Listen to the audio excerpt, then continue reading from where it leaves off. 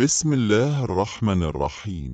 স্বাগতম নশীদ লিরিক্স টিভিতে। নাহমাদুহু ওয়া নুসাল্লি আলা রাসূলিহিল।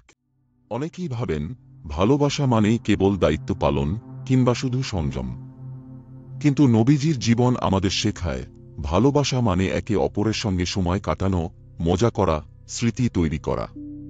তিনি ছিলেন একজন নবী, একজন রাষ্ট্রপ্রধান, একজন সেনাপতি, তবুও তিনি স্ত্রীকে সময় দিতেন, হাসাতেন, দৌড় প্রতিযোগিতা করতেন।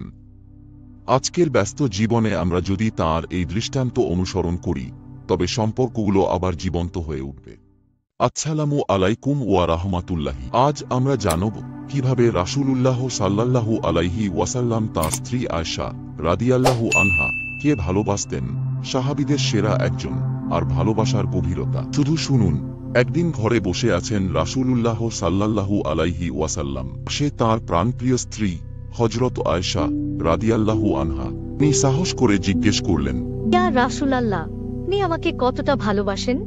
এটা সাধারণ প্রশ্ন, কিন্তু একজন নবী যখন ভালোবাসার কথা বলেন, সেটা শুধু মুখের কথা নয়, তা হয় হৃদয় থেকে আসা সত্যিকারের অনুভূতি। হযরত মুহাম্মদ সাল্লাল্লাহু আলাইহি ওয়াসাল্লাম মুচকি হেসে বললেন, গাঁঠের মতো।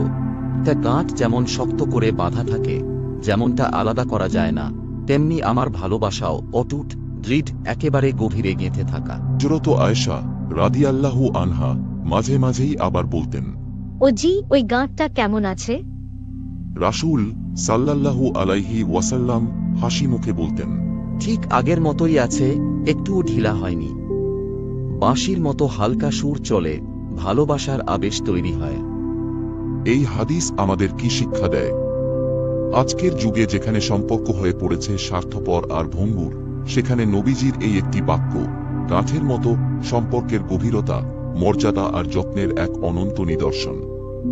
ভালোবাসা মানে শুধু ভালোবাসি বলা নয়, ভালোবাসা মানে প্রতিদিন সেই গাঁঠকে আরো শক্ত করা, আচরণ দিয়ে, স্মরণ দিয়ে, সম্মান দিয়ে। অন্য আরেকটি হাদিসে আমরা দেখতে পাই দৌড় প্রতিযোগিতা। হযরত আয়েশা রাদিয়াল্লাহু আনহা ছিলেন কেবল নবীজির স্ত্রী নন, তিনি ছিলেন তাঁর হৃদয়ের কাছের মানুষ, সাহচর্যের সঙ্গী, একজন প্রাণবন্ত চঞ্চল তরুণী। এক সফরের সময় রাসূলুল্লাহ সাল্লাল্লাহু আলাইহি ওয়াসাল্লাম সাহাবাদেরকে বললেন, তোমরা সামনে চলে যাও। চারদিক নীরব, লোকেরা চলে গেছে। তিনি মুখ ঘুরিয়ে আয়েশার দিকে তাকালেন আর বললেন, আয়েশা, চলো আমরা দৌড় দিই। আয়েশা রাদিয়াল্লাহু আনহা তখন হালকা পাতলা ছিলেন। তিনি মুচকি হেসে দৌড় দিলেন আর নবীজিকে হারিয়ে দিলেন। সেই স্মৃতি রয়ে গেল। ভিজুয়াল কাট, কয়েক বছর পরের ঘটনা। আবার এক সফর, এবার আয়েশা রাত, এর শরীরে ওজন বেড়ে গেছে। নবীজি সাল্লাল্লাহু আলাইহি আবার সবাইকে বললেন, তোমরা আগে যাও।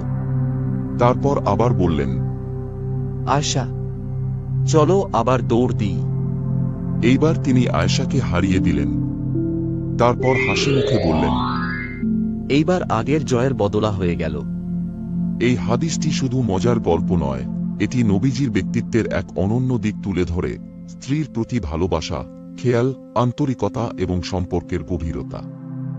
এই ঘটনা প্রমাণ করে নবীজির জীবন কেবল ইবাদত ও যুদ্ধের মধ্যেই সীমাবদ্ধ ছিল না, তিনি ছিলেন একজন আদর্শ স্বামী, যিনি স্ত্রীকে সময় দিতেন, মজা করতেন। অনেকেই ভাবেন ভালোবাসা মানেই কেবল দায়িত্ব পালন কিংবা শুধু সংযম, কিন্তু নবীজির জীবন আমাদের শেখায় ভালোবাসা মানে একে অপরের সঙ্গে সময় কাটানো, মজা করা, স্মৃতি তৈরি করা। তিনি ছিলেন একজন নবী, একজন রাষ্ট্রপ্রধান, একজন সেনাপতি, তবুও তিনি স্ত্রীকে সময় দিতেন, হাসাতেন, দৌড় প্রতিযোগিতা করতেন। আজকের ব্যস্ত জীবনে আমরা যদি তাঁর এই দৃষ্টান্ত অনুসরণ করি, তবে সম্পর্কগুলো আবার জীবন্ত হয়ে উঠবে ইনশাআল্লাহু তাআলা।